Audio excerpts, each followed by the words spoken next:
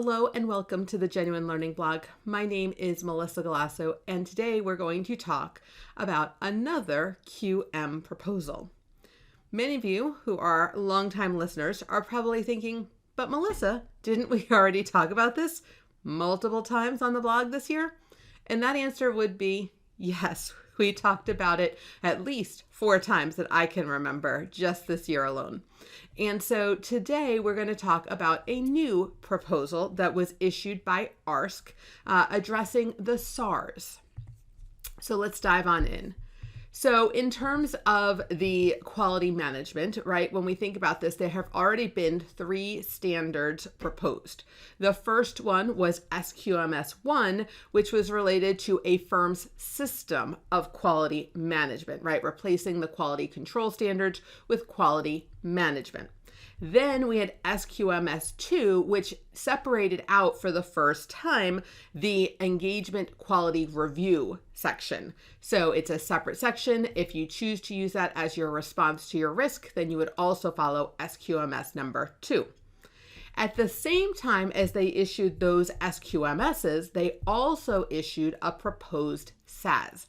And the proposed SAS was quality management with for an engagement conducted in accordance with GAS. So again, the SQMSs are firm-wide and apply across all of the different types of engagements performed by the firm. The SAS was, how do I use the firm's system when I'm on a particular engagement? And so that has already been proposed. Comments were due back in August of 2021. Now, those were all issued through the Auditing Standards Board. Now, ARSC has issued a quality management for engagement performance in accordance with SARS. So SARS is issued by ARSC, a different standard setting body, and this was issued yesterday, November 3rd, and comments are due January 31st of 2022. And so again, this is what we would expect in this scenario. SARS has taken a little bit of a hiatus, SARS 25 effective this year, and since they have issued that, they really haven't had a lot of standard setting momentum. They've actually been meeting remotely, less frequently, but they're a wonderful group of people.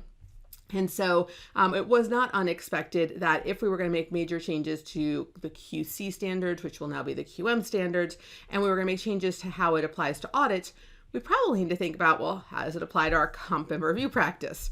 And so remember, our QC, soon to be called QM, applies to all CPA firms with respects to engagements conducted in accordance with accounting or auditing standards. And so that includes SARS and SASs. It also includes attestation engagements as well. And so when we look at this comp and review standard, we now have to say, okay, well, SARS needs to talk about how do we do this at the engagement level. And the good news is they didn't try to recreate anything. Instead, they really tried to be consistent with the proposed auditing standards. So same terminology, same sort of, linkage, same kind of changes that were in the audit standard. They are trying to basically do conforming edits here to ensure that the SARs are consistent with the proposed audit standard.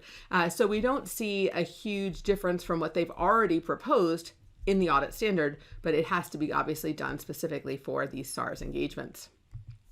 Now, completely separate from that, so that is what we kind of expect. Instead of doing it as a separate proposal, I totally get it, 2 birds for 1 stone, they also decided to make a technical correction. So in a recent standard, I believe it's SARS 25, but I'm not exactly sure, but I'm like 90% sure it's SARS 25. They edited this sentence, the accountant should agree upon the terms of the engagement with management or those charged with governance as appropriate.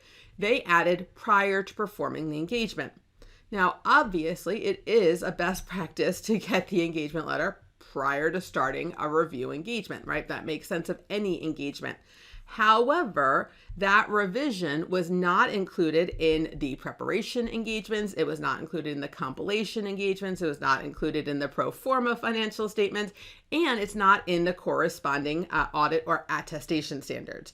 And so since it is more restrictive than the extant standard, right? It's prescriptive. It's more difficult than what's elsewhere. While it is a best practice, is it necessarily to mandate it? And so the proposed revision here is to remove that additional language and still note that it's a best practice, but not make it a mandatory requirement. And so again, this is a technical correction. If it was approved, it would be effective upon issuance, unlike the rest of the proposal here, because again, they don't think this is changing real practice. For the QM standards, it would be effective consistent with the audit proposal, which would be for anything performed in accordance with SSARS ending on or after December 15, 2024.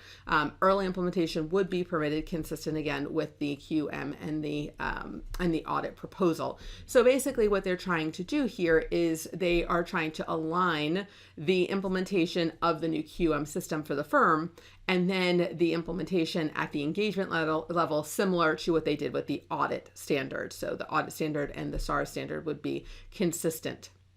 So if you were not really paying attention in the early part of this year to the QM changes because you thought it was only going to impact the audit standards, I think this is a good reminder that QM applies, right? Quality applies to all engagements that we're performing, not just audits.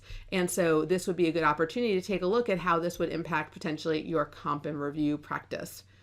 I hope you found this helpful. Thank you guys so much for joining me, and I look forward to seeing you on a future blog. Have a great day, guys. Bye-bye.